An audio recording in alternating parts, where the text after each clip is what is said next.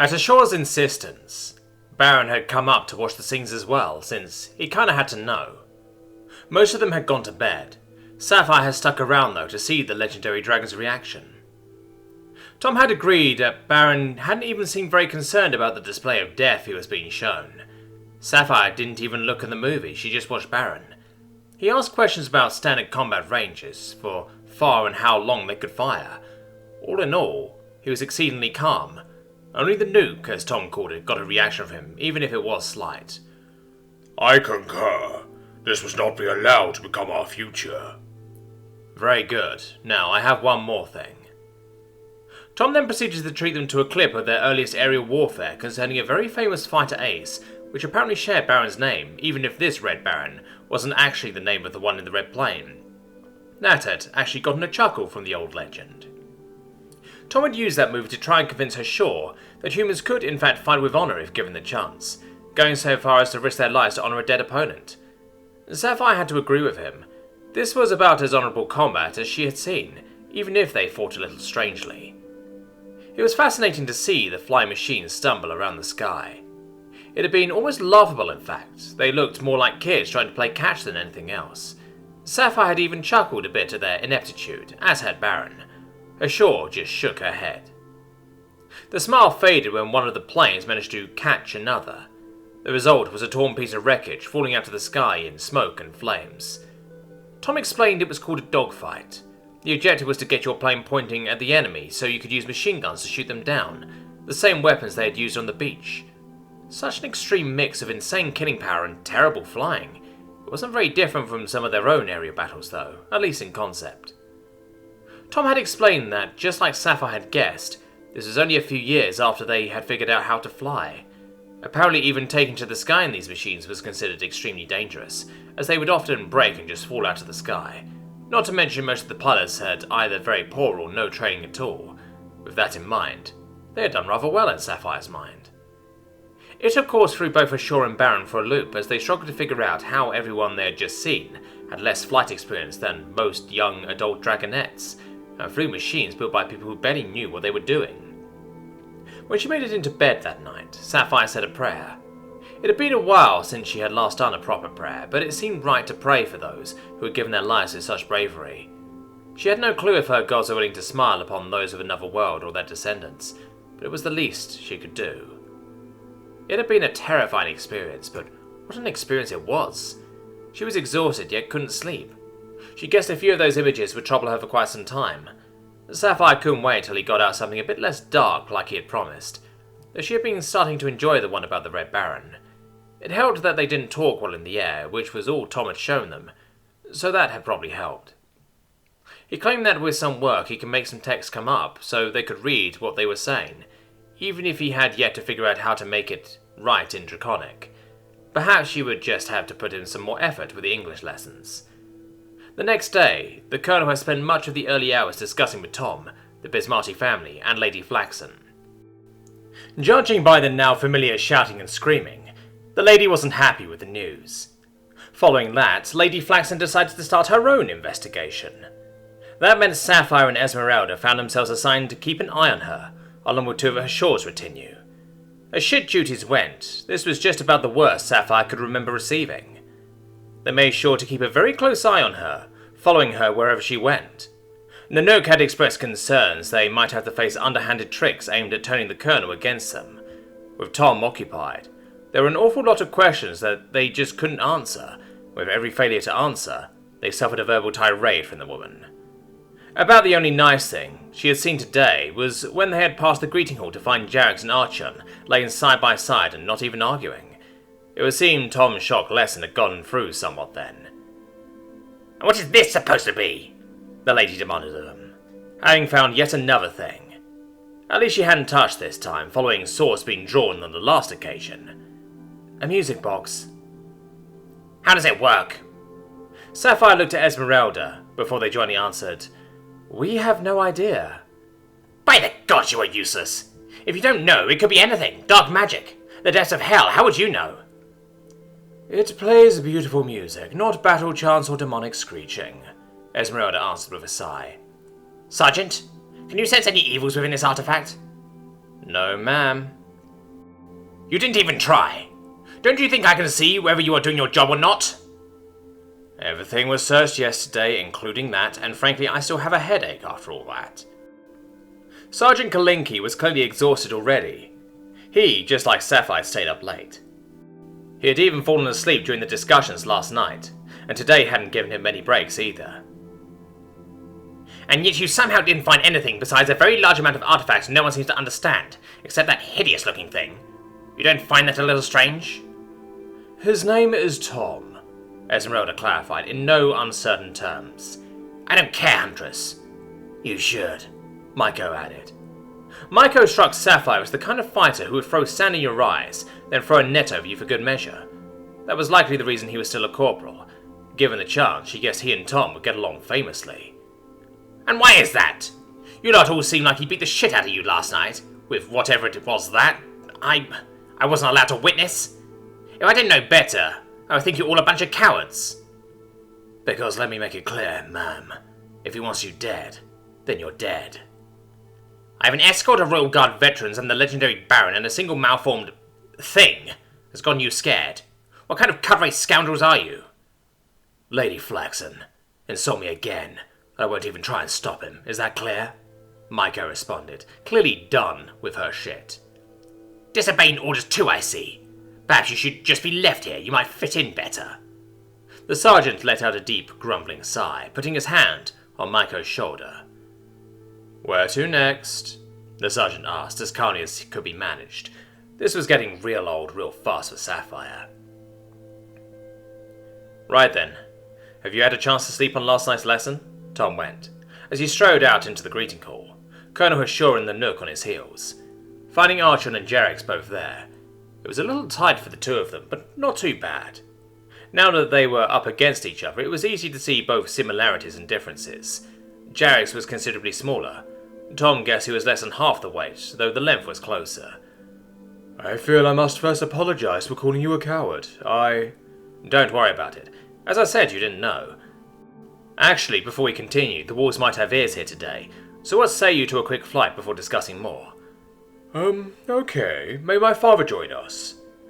Most certainly. In fact, I insist on it. Tom went walking over to get off his weights. If he had learned anything, it was that they didn't belong in the sky. He checked all the straps in his parachute, walking back over. What are those for? Jarex questioned curiously. Helps keep me strong. They are just lead weights. No need to bring them flying, though, and this might keep me from going splat if I fall off. You coming, Ark? Certainly. Volzen, saddle up. The venerable old trader responded, mood seemingly greatly improved since yesterday. I must say, Tom, I was starting to have my doubts you could get through to him. You weren't alone, but this is a discussion for elsewhere. Permission to climb aboard, Jarex? Come on up, you strange little thing, Jarex responded in a jovial tone. Low grav certainly helped with the ascent, but still, it was an awkward climb. A shame I can't use ice picks for this. Why not? Rodexi asked, clearly not understanding what those were. They are like climbing spikes. I don't think it would feel nice. Oh, Rodexi responded, realizing the implications. You aren't hammering spikes into me, that's for sure, Jarex stated. Tom managed, though, swinging up to settle down. Looking back and forth, he could see the spikes up here are being filed down, and a few handholds could be found attached to the harness, so plenty of handholds. Rodexi and Zarko, though, sat squatting down like true gopniks. Tom elected to just sit down, like he was on the ground, and hold on for dear life. If it came to a meeting with the dulled spikes, he was wearing armour after all. Luckily, Nanook had allowed him to ditch the ridiculous jewellery and get his proper boots on again. Combined with his helmet and goggles, he was looking a lot meaner today, even if the flag cape kind of ruined the look.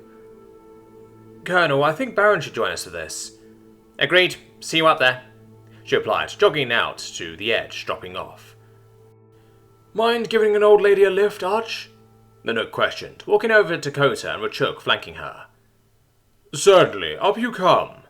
Arch unloaded his wing to let the three of them walk up it. Zarko and Rodexi just sniggered, looking at Tom. God damn it, Tom went looking away. He felt like an apprentice in a machine shop going to fetch the left-hand screwdriver. No, it was good to know that you can climb. You can never know when that might be handy, Zarko went in an extremely unconvincing tone.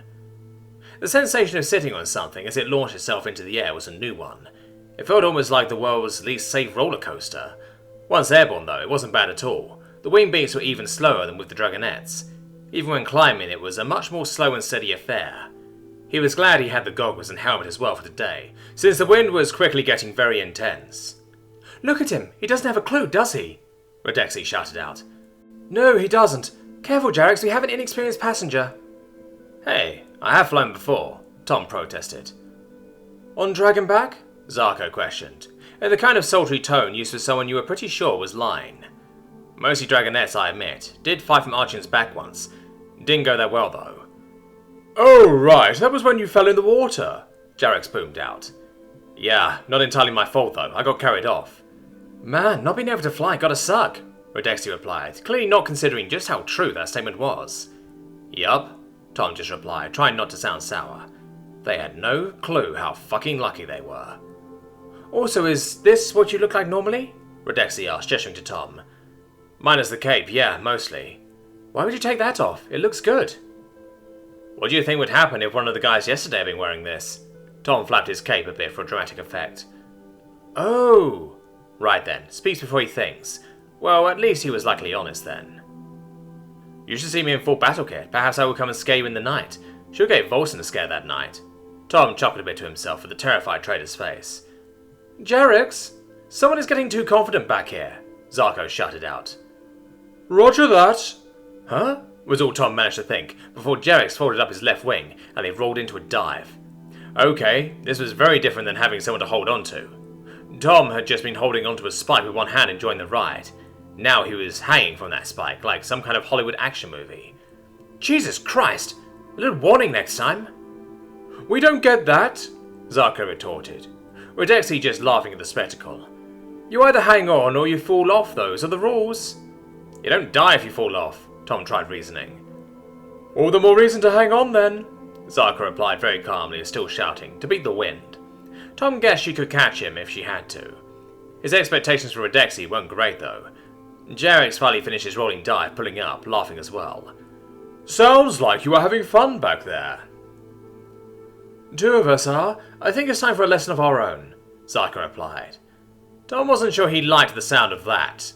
Calling yourself a trained dragon rider sounded hella awesome, but he had a feeling this was going to get uncomfortable. "Jarex, next to the old man if you could." "Can do." Jarex began beating half altitude again, climbing up towards where Ahrens was, now soaring above. Behind them, Baron was taken to the sky as well, climbing slowly. "Lesson 1, you're always holding on to something even if we don't have to. 2, Jarex decides what happens. We can make suggestions, but he is flying and he is in command. Your rank doesn't matter. 3, our problems are up here." She gestured above to the sides and behind. "Everything else is Jarex's job." That seemed easy enough, though hanging on for dear life and shooting was going to be a problem. One-handed with a pistol might be possible though. Damn them when they're walking around not worrying. How are they supposed to worry about that though? Looking around, Tom saw a pair of crossbows lashed to the armor at the wing shoulders.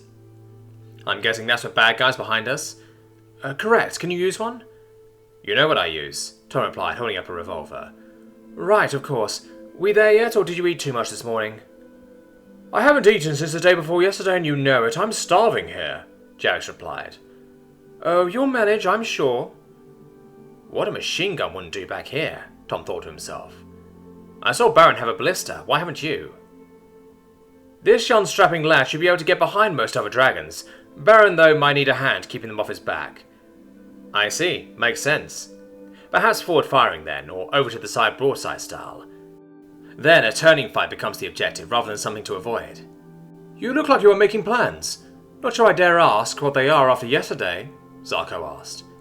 "Slap a good machine gun on him and just blow anyone out of the sky who gets close," Tom retorted. "You want to give me one of those death machines?" Jarex went excitedly. "I thought you promised the colonel you didn't have one," Zarko questioned.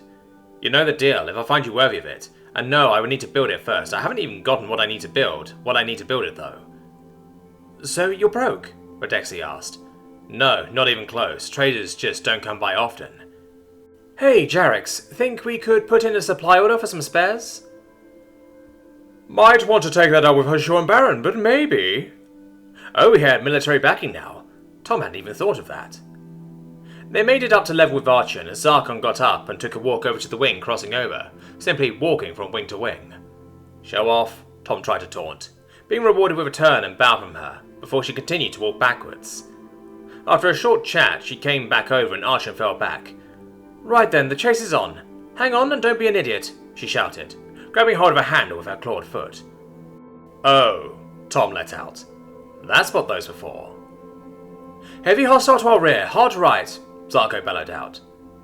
Hard right, came the response from Jax as he leaned hard into the turn. This time Tom was ready though, as he held on for dear life. The lean did mostly mean it just got heavier rather than fall off. It was a hard turn and both the Dragonettes crashed down, and Tom just straightened his back with a smile. This was great fun. Hostile following turn, not gaining, falling back, Zarko continued. Clever system, Tom thought to himself, as she was basically spotting for Jarex then. Enemy 6 o'clock sounded cooler though. Holding turn, came the response from Jarex. Yeah, you got him, Jarex cheered, roaring in approval. Hey, well if this was a flying lesson, Tom didn't have a problem with it. This was awesome, he thought, as he joined Redexi in cheering. The turn doesn't bother you? Zarko asked. Girl, where I'm from you couldn't even fly. This is fairly normal, he replied with a laugh. This was heavier than back home. They might be pulling 2 Gs tops though. Huh? As they continued the turn, Ahrens finally gave up, pulling up hard, doubling over. Tom guessed he wanted to intercept them as they came around the turn. Hostile going high and right, reverse turn, Zarko bellowed out. Reversing turn, came the reply, and they rolled over, pulling into another hard turn. Ahrens clearly figured out he was in a world of shit right as they came up behind and below him. He had just sacrificed all his speed for altitude, and they were catching fast. As they approached, he flared up to vertical, beating his wings, coming to a dead stop trying to make them overshoot. Watching a creature the size of a flying lorry with several people on board pulling a cobra maneuver at this range was quite the sight. Target dead to rights! Hang on! It came from Jarex as he too pulled up hard, heading straight for his father at what Tom thought was a distinctly unsafe closing speed. As he closed, he rolled over onto his back, passing beneath Ahrens only, meters to spare. That's a hit, he roared out, as they passed Ahrens, who looked like he was standing still in the air. Redexi and Zarko both roared out in triumph. It hadn't been anywhere close to a fair fight, and a distinctly swift victory. It was all in good fun though. They joined back into formation with Ahrens as they continued to make way. Are you carrying cargo, old man? A very smug Jarex questioned. Hey, if I had my escort, you wouldn't just get away with holding a turn like that, and as a matter of fact, I am, Ahrens retorted. What escorts? The ones Tom shot down? How did he manage to get that sprightly already?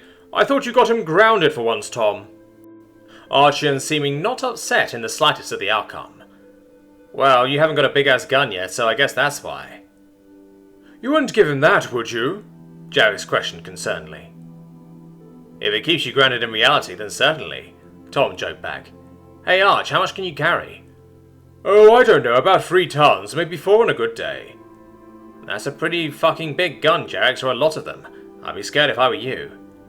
Hey, I can carry a big gun too, he's just a fat ass. Not pulling turns like that you don't, my little sparrow, Ahrens retorted. Their ears must be excellent, Tom thought to himself. He could hear noises from the ones on Ahrens' back, but couldn't make anything out at this range. The booming voice of the dragons carried well, though. Now, Tom, you said something about wolves having ears. Should we put down? Ahrens questioned. Sure. I have some questions for you lot and a proposition for this one, Tom replied, patting Jarex on the back. Looks like the Red Baron is about caught up too.